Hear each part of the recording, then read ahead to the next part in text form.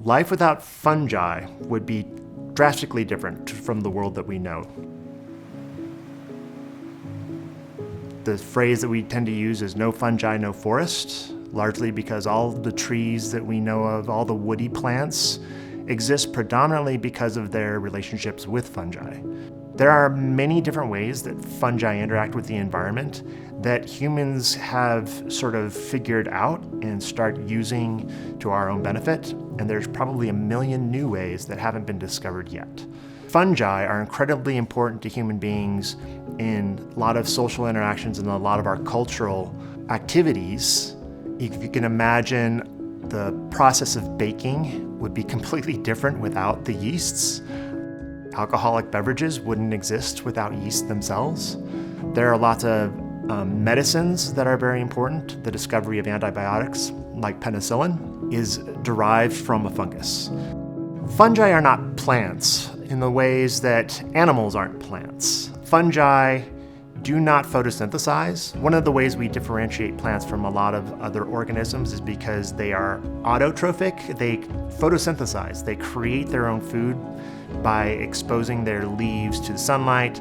They absorb carbon dioxide and they convert that carbon dioxide into forms of sugar. Other organisms like animals and fungi, they're heterotrophic, or they need to eat other organisms to get energy. So over time, as we began to develop and understand this evolution and this relationship between plants and fungi, it makes sense that we have a collection in order to help us understand how to preserve plants in their communities. The Mitchell Herbarium of Fungi has over 20,000 specimens of macrofungi in the southern Rocky Mountain region of Colorado. Now, this is just the macrofungi. We're not even including things like microfungi. This would likely double, triple, quadruple the total number of species that we know exist in the southern Rocky Mountain region. All of that diversity, when it comes to the features, is going to tell us something about that species and help us identify it in the future.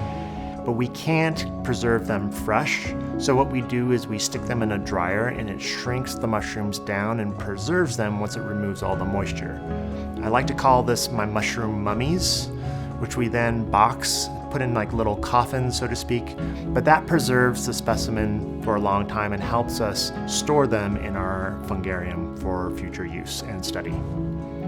Documenting the diversity of fungi is going to be important to understanding climate change, because of all of the ways that climate change are going to affect organisms in different habitats in the southern Rocky Mountain regions. Fungi and plants have tight relationships, and as the climate changes, trees and other plants are going to be stressed, and fungi can help these plants and trees adapt to the changing environment. Part of the research that I do here is in describing new species diversity, because that's going to be the foundation from which we can start to explore what are these different species of fungi doing in the environment.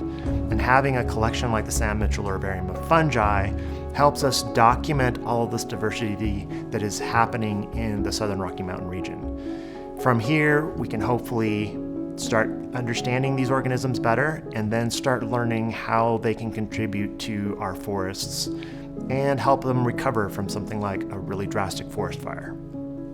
The idea of being able to go out into the world and discover a new species of mushroom is very fun and exciting to me.